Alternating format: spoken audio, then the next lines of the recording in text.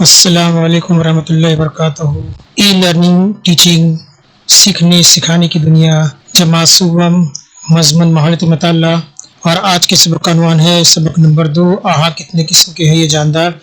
हिस्सा 2। तो हमने सबक का पहला हिस्सा मैं समझा चुका हूँ, उस वीडियो की लिंक मैं इसके डिस्क्रिप्शन में दे दूंगा और ये बाकी बचा हुआ जो है आधा हिस्सा मैं आपको समझाऊंगा। तो चलिए शुरू करते हैं आज का सबक। हम घर में घुसने वाले, जैसे कि पिछले सबक में मैंने अलग अलग किस्म के जानवर बताया था, अब मैं उन जानवरों का जिक्र कर रहा हूँ जो घर में घुस जाते हैं। चाहे हम कितनी भी पाबंदी लगा लें लेकिन वो हमारे घर में आ जाते हैं और हमको तकलीफ देते हैं। तो ऐसे कौन से जानवर है जो हमारे घर में ना चाहते हुए घुसते हैं? तो कुछ जानवर हमारे घर में हमारे ना चाहते हुए भी घुस आते हैं। चूहे और घूस अनाज के जखीरों को बर्बाद करते हैं। यहाँ देख रहे हैं आप जो है अनाज का जखीरा जो किस तरह से लोग बर्बाद कर रहे हैं। पूरी गोनी फाड़ दिए हैं, बोरी को फाड़ के उसमें से खाना शुरू कर देते हैं। तो ये अगर खेतों में है तो खेतों में जाकर जो है अनाज बर्बाद करते हैं। अगर घर है तो घरों के अंदर घुस जाते हैं। बाथरूम में जो पाइप होता है, नाली होती है, उसके जरिए घरों में घुसते हैं और घर में भी खाने पीने की चीज़ों को ये बर्बाद कर देते हैं। तो इसमें सबसे पहले चूहे और घूस, ये दोनों जो है सबसे ज्यादा अनाज को नुकसान पहुंचाने वाले ये दो ही जानवर हैं। चूहे और घूस अनाज के जखीरों को बर्बाद करते हैं, इसके अलावा घर में मौजूद चीजों को कतरते भी है। अगर उनको कुछ खाने में मिलेगा तो बहुत सारी चीजें प्लास्टिक की है, यहाँ तक कि मैंने जो है जर्मन भी देखा, उसको भी लोग जो है कतर के खराब कर देते, कपड़े फाड़ देते हैं, कपड़ों को भी कुतर कुतर के उसको बर्बाद कर देते हैं। तो ये बहुत ही तकलीफ देने वाले जानवर है घूस और चूहे। घर में खटमल होते हैं, वो हमारा खून चूसते हैं। अब यहाँ ये जो दिखाई दे रहा है ये खटमल है। ये अंधेरे में रहते हैं, रोशनी से डरते हैं, लेकिन जैसे ही रात होगी ये सारे जो है पलंग में से, अगर खटिया है तो खटिया में से, तकियों में से, बिस्तर में से, ओढ़ने में से, कहीं से भी निकलते हैं और हमारा खून चूसना शुरू कर दें। तो ये भी बहुत परेशानी। अगर किसी घर में बहुत खटमल की भरमार हो जाए तो वहां के लोगों की रात की नींद बर्बाद होती है, क्योंकि जैसे ही सो गए वैसे ही खून पीना शुरू करते हैं। जैसे लाइट चालू करते हैं फिर घुस जाते, कहाँ कहाँ गायब हुए तो पता नहीं चलता। तो किसी घर में अगर खटमल की वबा फैल जाए तो उनकी रातों की नींद बिल्कुल बर्बाद, सो नहीं सकते हैं। तो ये खून पीने वाले हैं। मकड़ियों की वजह से घर में जाले होते हैं। अब खून पीने वाले में खटमल भी आता है और मच्छर भी आता है। ये दोनों भी जो है हमको बीमार करने के लिए काफी है। और घर में जो जाले लगे होते हैं, मकड़ी जो है अपने शिकार के लिए जाला बनाती है, लेकिन वो जाले, जैसे वो जाले में चिपचिपा लेसदार मादा होता है तो उसमें धूल मिट्टी सब जमा हो जाती है और जाले लटकते हैं घर में। तो बहुत ही घर जो है वो अच्छा नहीं लगता है, घर में गंदगी का एहसास होता है। तो घर में जो ये जाले आते हैं मकड़ियों की वजह से आते हैं। तो ये भी हमको पसंद नहीं है कि जाले घर में हर जगह जगह नजर आए। तो कोई भी आएगा तो देखेंगे यहाँ जाला लटक रहा है, वहाँ जाला लटक रहा है, जाले के अंदर बहुत सारी धूल मिट्टी है। तो ये भी हमारे घर को जो है वो बदसूरत बना देती है। तो मकड़ियों की वजह से ये हमको लोगों को प्रॉब्लम आती है। तो मच्छर, मक्खी, पिस्सा यानी कि वो कीड़े जो उड़ते हैं, झिंगर की वजह से भी हमें तकलीफ होती है। मच्छर तो पता है आपको, मच्छर जब आपको काटता है तो कितनी तकलीफ होती है। मक्खियां जो है अपने पैरों में गंदगी लेके आती है और हमारे खाने पीने की चीज़ों पर वो बैठती है और अपने पैरों को साफ करती है। तो अपने पैरों की जो गंदगी वो हमारे खाने में गिरा देती है। हमको दिखता नहीं है क्योंकि बहुत बारीक मक्खी के पैर होते हैं, उसमें लगी गंदगी भी इतनी बारीक होती है कि हमको खुली नज़रों से दिखाई नहीं देता, लेकिन वो सब गंदगी हमारे खाने में गिराती है और हम खा लेते हैं। उसके बाद हमारे पेट में मुख्तलिफ किस्म की बीमारियां हो जाती है। और झिंगर जो है ये भी बहुत ही जो है, इस झिंगर से बहुत सारे लोगों को एलर्जी होती है। यानी अगर झिंगर आए तो एलर्जी की वजह से उसका जल्द के ऊपर रिएक्शन होता है, तो उससे भी तकलीफ होती है। तो ये सब जानवर जो है, ये सब कीड़े जो है ये तकलीफ देने वाले हैं। लेकिन जब ये जो है कीड़े मकोड़े हैं, खटमल है, मच्छर है, मक्खी है, पिस्सा है, झिंगर है और न जाने दुनिया भर की कीड़े मकोड़े, तो जब इनसे हमको ये जब तकलीफ देते हैं तो अल्लाह ताला ने इनको दुनिया में रखा क्यों है? सवाल ये पैदा था। झिंगर तो इतना खतरनाक है, उसके धड़ से अगर उसका सर अलग कर दिया जाए तो भी वो जिंदा रहता है। तो ये इन कीड़ों को अल्लाह ताला ने पैदा क्यों किया है, इन दुनिया में ये परवरिश कैसे पा रहे हैं? तो भले ही हम लोगों को इनके नुकसानात नज़र आ रहे हैं कि खून जो है, मच्छर जो है खून पीता है, खटमल खून पीता है, जुएं हमारा खून पीती है, मकड़ियाँ जाले बना के घर को गंदा करती है, मक्खियाँ जो है वो गंदगी लाती है, हमारे खानों में गिराती है। तो ये सबको तकलीफ देने वाले जानवर कीड़े मकोड़ों को अल्लाह ताला ने फितरत में जिंदा क्यों रखा है। तो इनका भी कहीं ना कहीं हमारे माहौल में एक अहम किरदार है जो हम नहीं जानते। ये माहौल को बैलेंस करते हैं। ठीक है, अगर ये दुनिया से खत्म हो जाएंगे तो हमारे माहौल का बैलेंस जो बिगड़ जाएगा। तो कहीं ना कहीं ये जानवर भी फितरत का अहम तरीका है, फितरत का एक अहम हिस्सा है, इसलिए ये दुनिया में है। ठीक है, तो हमारे अतराफ में ऐसे कई जानदार मौजूद है, बहुत सारे। तो उन जानदारों को जो है अलग अलग उनके जो है ग्रुप बनाए गए, ग्रोह बनाए गए, और वो ग्रोह को बनाने के लिए साइंसदानों ने उनका एक मुशाहिदा किया कि कौन से जानवर को किस ग्रोह में रखे जाए। हाँ, तो ग्रोह बनाने के टाइम पर जो है साइंसदानों ने इस बात का खास ध्यान रखा कि किस जानवर में क्या खुसूसियत है। तो उस खुसूसियत के हिसाब से जानवरों को जो है अलग अलग ग्रोह में रखा गया है।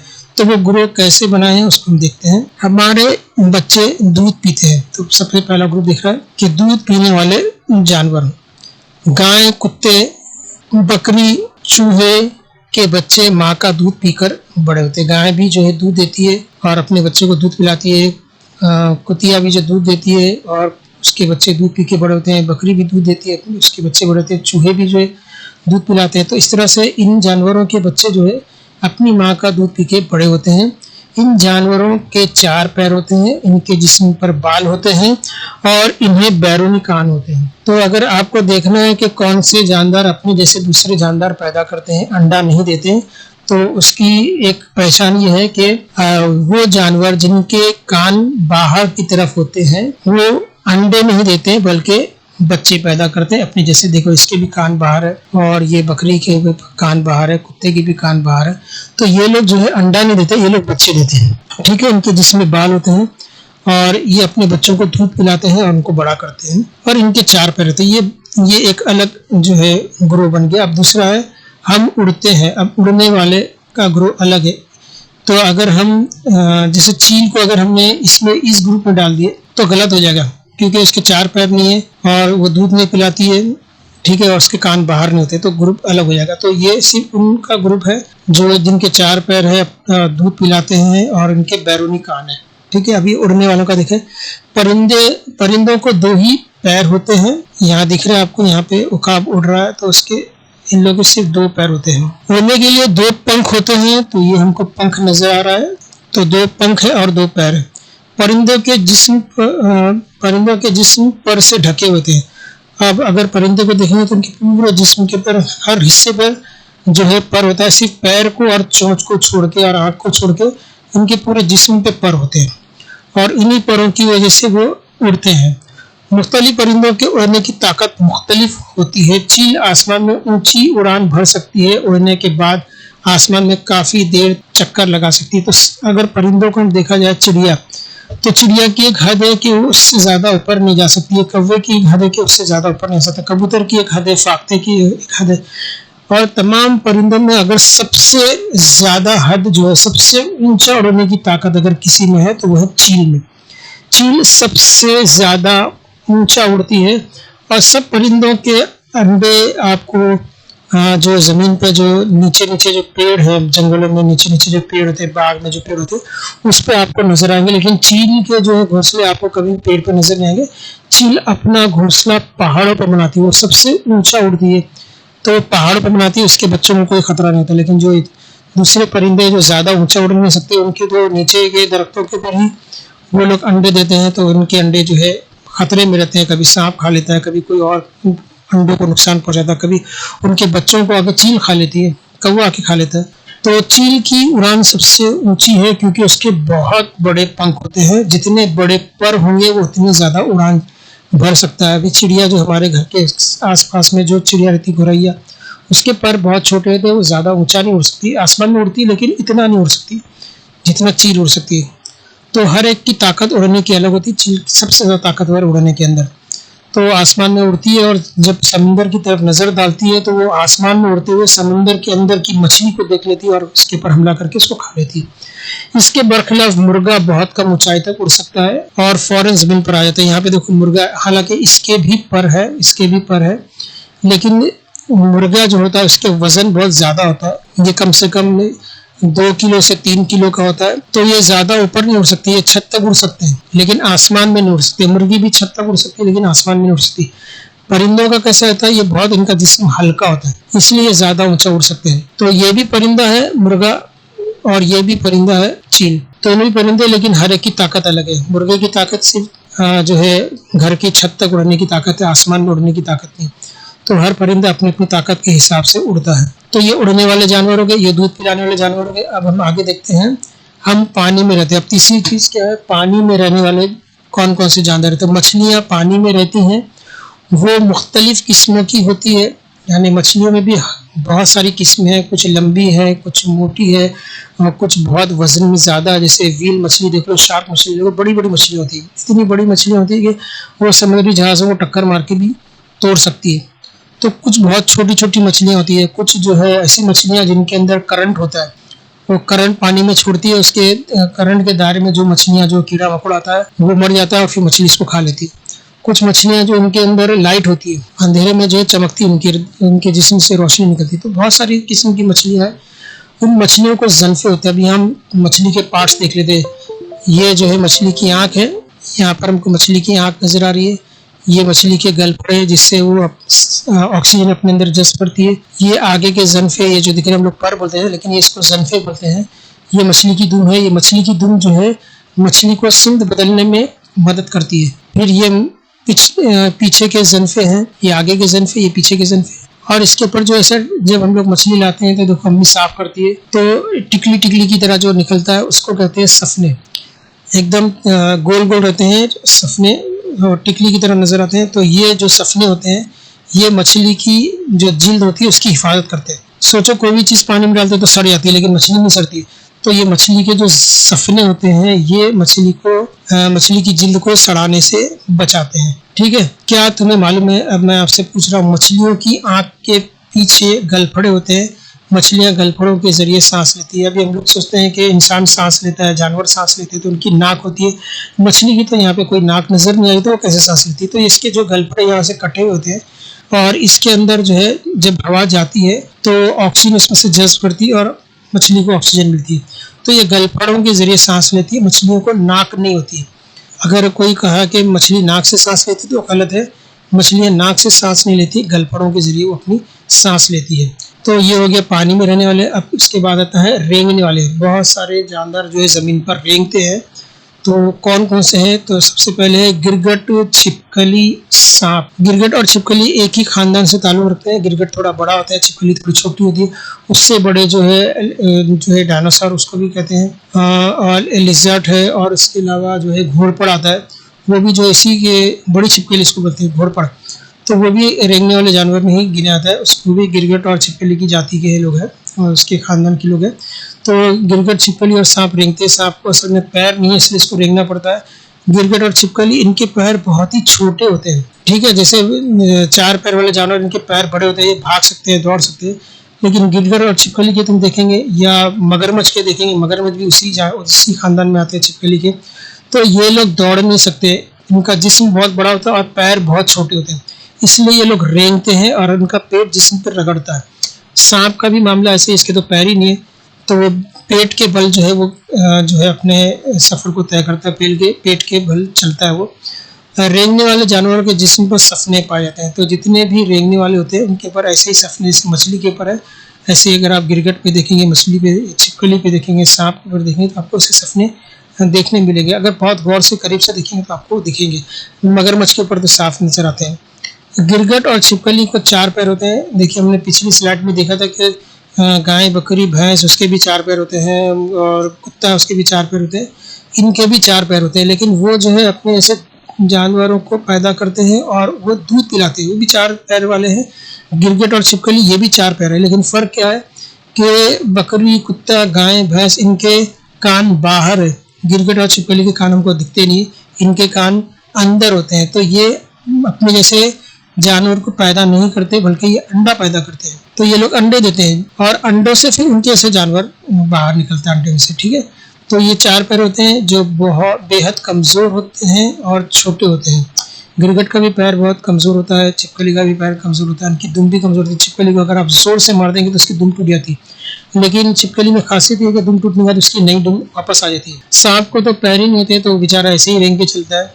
तो सांप के भी कान नहीं होते हैं, गिरगिट के भी कान नहीं होते, छिपकली भी कान नहीं होते, इसलिए ये लोग अंडा देते हैं। जैसे मुर्गी और बतख अंडा देती है, कबूतर अंडा देते हैं, ऐसे छिपकली, गिरगिट और सांप भी जो है अंडा देते हैं।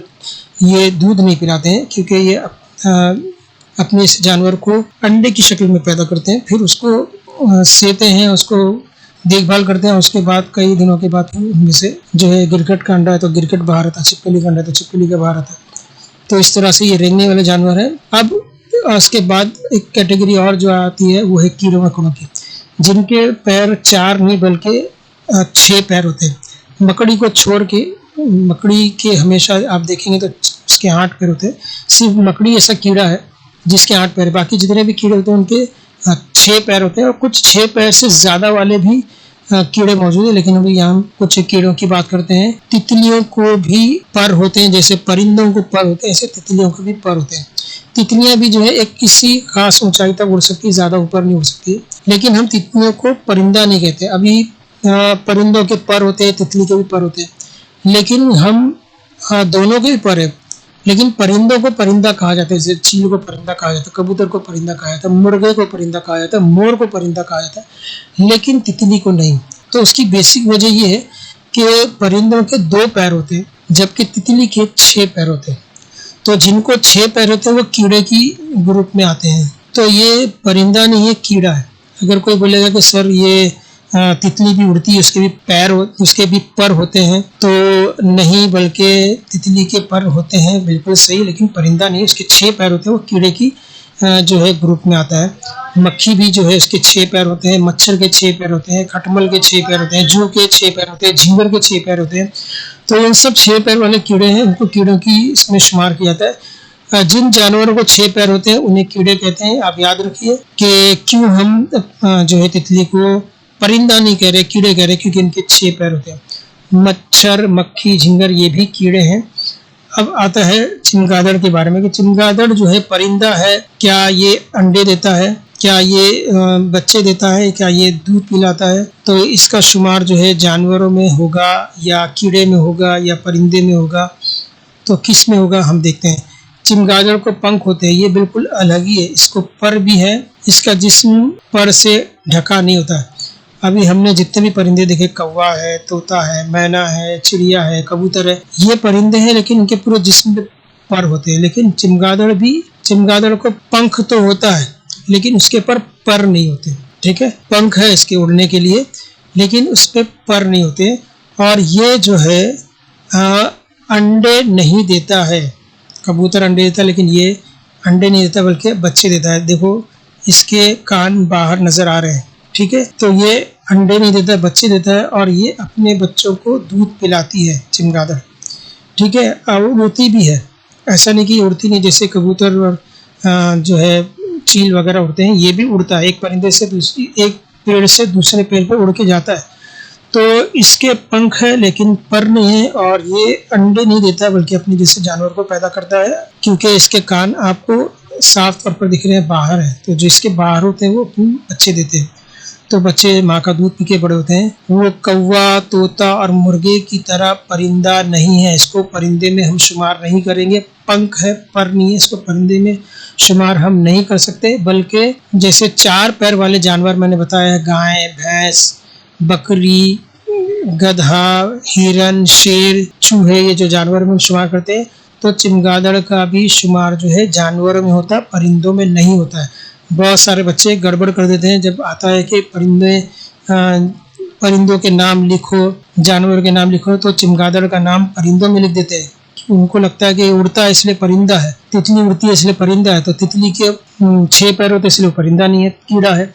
और चमगादड़ के पंख होते हैं, पर नहीं होते हैं, लेकिन वो अपने जैसे जानवर अपने से बच्चों को पैदा करता है, दूध पिलाता है, इसलिए इसका शुमार परिंदों में नहीं होगा। बिल्कुल ध्यान में रख लो बच्चों। चलिए आगे देखते हैं और दिमाग पर जोर दें। उल्लू, सोसमार और बिल्ली को नीचे दिए किस ग्रोह में रखेंगे? तो यहाँ पे ये 3 जानवर है, इनको हमें ग्रुप यहाँ पे दिए गए, उन ग्रुप में हमको रखना है। पहला ग्रुप है गाय, कुत्ता, बकरी और चूहा। तो ये दूध पीते हैं, तो इनको दूध पीने वालों में हम रखेंगे। तो दूध पीने वाले में जो है बिल्ली आ जाएगा, तो इस ग्रुप में आएगा बिल्ली, क्योंकि उसके बच्चे दूध पीते हैं। कौवा, चिड़िया, तोता, मुर्गा, हम उड़ने वाले में उल्लू आ जाएगा। ठीक है, उल्लू को ले लेंगे हम। उसके बाद है गिरगिट, छिपकली और सांप, हम रेंगते हैं। तो रेंगने में जो है सोसमार आएगा। सोसमार जो है घोड़पड़ होता है, ये छिपकली की तरह, लेकिन छिपकली छोटी होती है, ये बहुत बड़ा होता है। मगरमच्छ बहुत बड़ा होता है, ये सोसमार जो है मगरमच्छ से थोड़ा छोटा होता है। छिपकली की तरह ये भी रेंगता है, लेकिन छिपकली छोटी होती है, ये जो है मगरमच्छ से थोड़ा छोटा होता है, इसको घोड़पड़ भी कहते हैं। तो ये भी रेंगते हैं। तो हमने तीनों को अलग अलग ग्रुप में डाल दिए। ये थी मुख्तसर मालूमात उन जानवर के बारे में जिन्हें तुम जानते हो, लेकिन हमारी दुनिया में और भी बहुत सारे जानवर मौजूद है। जितने भी हमने बताया, देखो जानवर, ये उल्लू है, यहाँ पे चिड़िया है, तोता है, कौवा है, बिल्ली है, सांप, गिरगिट जो रंग बदलता है, मुर्गा, ये छिपकली, चूहा, गाय, कुत्ता, बकरी। तो ये सारे जानवर है। तो बहुत सारे, इसके अलावा बहुत सारे जानवर मौजूद है दुनिया में, ऐसे जिसको हमने कभी देखा भी नहीं। तो जानवरों के रंग, उनकी साख्त यानी बनावट, जसामत में काफ़ी फ़र्क पाया जाता है। कोई बहुत छोटे होते हैं, कोई बहुत बड़े होते हैं, कोई उससे भी बहुत बड़े होते हैं, कोई इतने छोटे होते हैं कि नज़र नहीं आते हैं, कोई इतने छोटे होते हैं कि बहुत गौर से देखने पर नज़र आते हैं। इनकी हरकत, इनके रहने की जगह भी मुख्तलिफ होती है।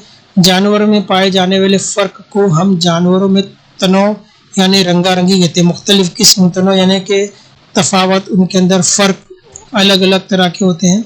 तो हर एक में अलग अलग खुसूसियत है। कोई बहुत तेज़ दौड़ता है, कोई रेंगता है, कोई चलता है, कोई उड़ता है, कोई पानी में तैरता है। तो सबकी अलग अलग खुसूसियत है। समंदर में रहने वाले जानवरों की तादाद भी बहुत ज़्यादा है, उनमें भी तनाव पाया जाता है। समंदर बहुत बड़ा है। हम तो खुश्की के जानवरों की बात कर रहे हैं, लेकिन समंदर में तो उससे भी कई तरह के जानवर हैं जो हम इनको जानते नहीं हैं, जिसको हमने देखे नहीं है। अगर आप डिस्कवरी या नेशनल ज्योग्राफिक या एनिमल प्लैनेट देखेंगे, तो आपको समंदर में इससे भी ज़्यादा बहुत सारे जानवर को आपको देखने का मौका मिलेगा, जिनका जिक्र किताब में नहीं है। लेकिन उनमें से आप इन चैनल्स को अगर आप विज़िट करेंगे, तो आपको बहुत सारे मुख्तलिफ़ किस्म के जानवर पानी के भी और ज़मीन के भी आपको देखने मिलेगी। ऐसे तमाम जानवरों की मालूमात काफ़ी दिलचस्प है। कुछ और बड़े होने के बाद तुम ये मालूमात ज़रूर हासिल करना। तो अभी तो YouTube के ऊपर ये सब जानवरों के वीडियोस आते हैं, उसमें आप लोग देख सकते हैं। तो जब अगर आपको उसमें इंटरेस्ट है कि किस किस तरह के जानवर पाए जाते हैं, वो जानवर कैसे रहते हैं, क्या खाते हैं, क्या पीते हैं, कैसे सोते हैं, आप मौसम से अपने आप को कैसे बचाते हैं, तो ये सब आपको मालूमात मिल जाएगी। आप थोड़े बड़े हो जाए तो आपको मिलेगी मालूमात। अब ये पूरा सबक जो हमने पहले पार्ट का दूसरे पार्ट में पढ़ा, तो उससे हमने सीखा क्या? तो यहाँ पर जो है 5 मोटी मोटी बातें हमारे सामने आती है कि हमने क्या सीखा। सबसे पहली बात आती है आसमान, ज़मीन और पानी, तीनों भी जगह जानवर बसते हैं और अलग अलग। आसमान में जो है उड़ने वाले परिंदे हैं, ज़मीन पर जो है बहुत सारे जानवर रहते हैं, उसी के बाद पानी में भी रहने वाले। तो इस तरह के जानवर बसते हैं, कोई आसमान, ज़मीन और पानी। दूसरा पॉइंट है जानवरों के रंग, जसामत और हरकत मुख्तलिफ होती है। हर जानवर का रंग अलग होता है, उनकी बनावट और उनकी जसामत, कितने बड़े हैं, कितने हल्के वजनी हैं, और उनकी हरकत यानी किस तरह से वो चलते हैं या दौड़ते हैं। तो हर जानवर की अलग अलग खुसूसियत है। तीसरी चीज़, कुछ जानवर हमारे लिए फ़ायदेमंद होते हैं, ऐसे जानवरों को हम पालते हैं।